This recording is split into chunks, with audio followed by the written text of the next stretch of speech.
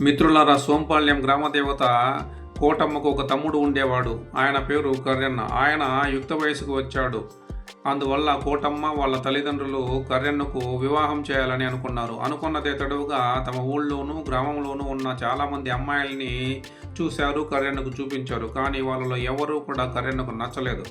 ఆ తర్వాత సమీప గ్రామాల్లో ఉన్న అనేక మంది అమ్మాయిలను చూశారు. వాళ్ళలో ఎవరూ కూడా కర్రెన్న కంటికి కూడా ఆనలేదు. అప్పుడు సుదూర ప్రాంతంలో ఉన్న చాలామంది అమ్మాయిల్ని చూశారు, కానీ వాళ్ళలో కూడా కర్రెన్నకు ఎవ్వరూ నచ్చలేదు. అప్పుడు ఒకసారి తమ ఇంట్లో చర్చించుకుంటూ ఉన్నప్పుడు కోటమ్మ కర్రెన్నను అడిగింది, అరే, ఇంతకీ నీకు ఎలాంటి అమ్మాయి కావాలిరా మనువాడడానికి అని అడిగింది. అప్పుడు కర్రెన్న నిశ్చయంగా ఇలా అన్నాడు, అక్క, నాకు అలాంటి వాళ్ళు ఇలాంటి వాళ్ళు నచ్చరు. నేను పెళ్ళంటూ చేసుకుంటే నీ అంతటి అందమైన అమ్మాయిని మాత్రమే పెళ్లి చేసుకుంటాను అని అన్నాడు. కోటమ్మ బిత్తరపోయింది, విస్మితురాలైంది. ఆమెకు కోపం కూడా వచ్చింది.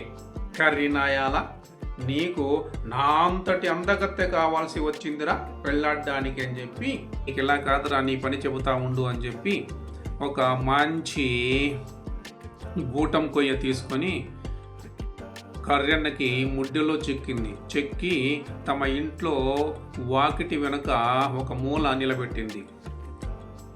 అప్పటి నుండి కర్రెన్న మరి అక్కడే ఉండి అమ్మవారికి, తన అక్కగారైన అమ్మవారికి సేవలు చేసుకుంటూ తరిస్తున్నాడు. మరి ఇప్పుడు మనకు సోంపాల్యం కోటమ్మ దేవస్థానంలో అమ్మవారికి కుడి పక్కన, మనం గర్భగుడిలోకి ప్రవేశించేటప్పుడు మనకు ఎడం పక్కన ఉన్నది కర్రెన్న విగ్రహమే.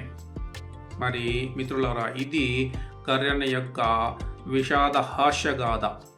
ఈ గాథ మీకు నచ్చితే ఈ వీడియోని లైక్ చేయండి, కామెంట్ చేయండి, అలాగే సబ్స్క్రైబ్ కూడా చేయండి. ధన్యోస్మి. శుభం.